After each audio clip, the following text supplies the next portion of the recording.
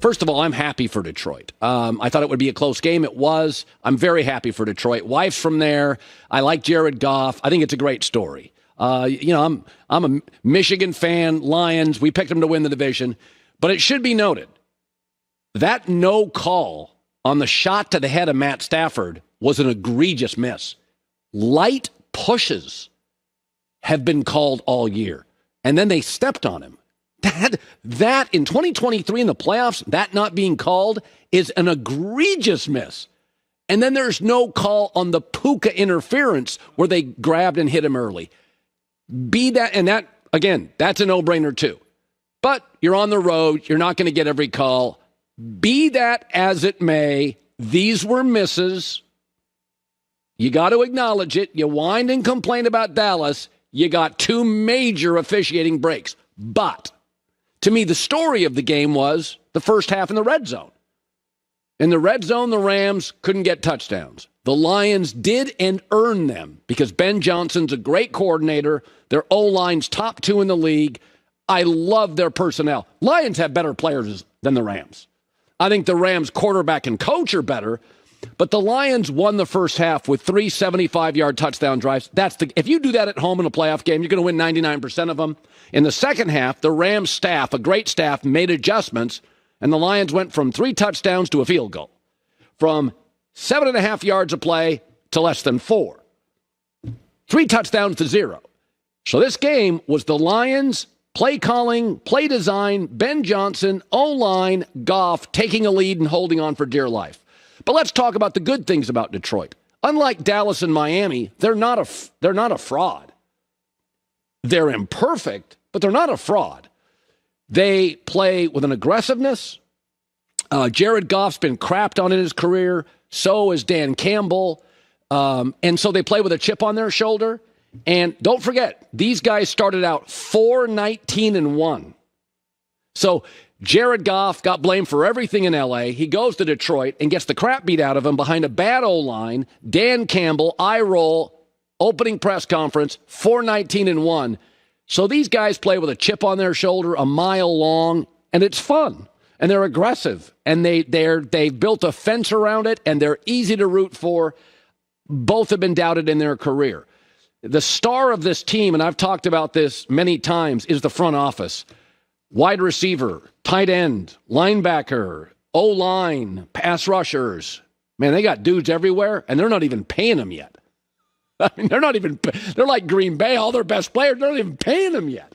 So the Lions and the Packers are going nowhere. Now, Matt Stafford is incredible. Matt Stafford, with a lump on his hand, put on one of the most courageous playoff performances. That guy is sick. Matt Stafford is filthy. I hope he's not thinking about retirement, because I was, again, jaw on the floor with some of that stuff. But this is a Detroit team that's imperfect. They had to hold on for dear life, but they're not a fraud. It's absolutely a better roster than the Ram. Tremendous O-line. Very good quarterback in Jared Goff. And they're going to be around for a long time because everybody's got a chip on their shoulder. Everybody was kind of ignored, and that stuff doesn't go away. 26-7, Kansas City over Miami. Miami had 13 first downs. So there's a difference between flawed. Most teams are flawed. Salary cap. Outside of Baltimore and San Francisco, you can pick holes in even the good teams. And fake, which is success based on circumstance. Dallas, bad teams at home. Miami, playing in ideal conditions. Yes, at home when the weather is ideal against the bad team, the Dolphins look like Mike Tyson at 23 years old. Clever, smart, fast, flashy.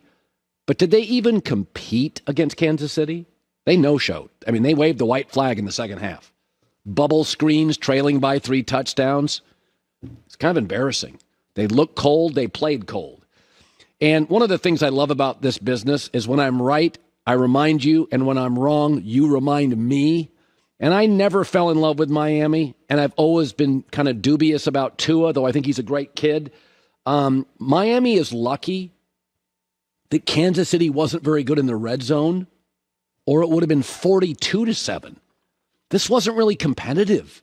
Like, I was shocked by how weak the effort was. And the only really big completion Tua had the entire game was a massively underthrown ball that the great Tyreek Hill came back, caught, and turned into a touchdown. But think about this.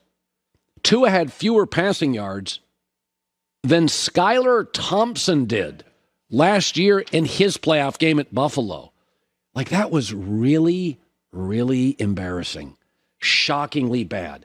So you're not going to get rid of Tua. And my takeaway is he has value. He's a good kid. He's a nice leader. But you have to have a grown-up conversation and admit what he is. The Dolphins did not extend Tua's contract. Even with injuries, the Bengals did to Joe Burrow. Like, doesn't that kind of tell you? Did you watch the play calling in the second half in this game? Mike McDaniel was protecting him. Mike McDaniel was protecting Tua. They didn't extend his contract. Let's stop the Pro Bowl stuff. I mean, let's stop. Next September, he'll light it up again, and everybody will fall for it again. But 94 degrees, if you look at the AFC, and you look at the really good football operations, Baltimore, Kansas City, now Cincinnati, Cleveland. I mean, Pittsburgh, you're not worrying much, but Pittsburgh. You start looking, Kansas, all these AFC teams, Buffalo. This is what the games look like.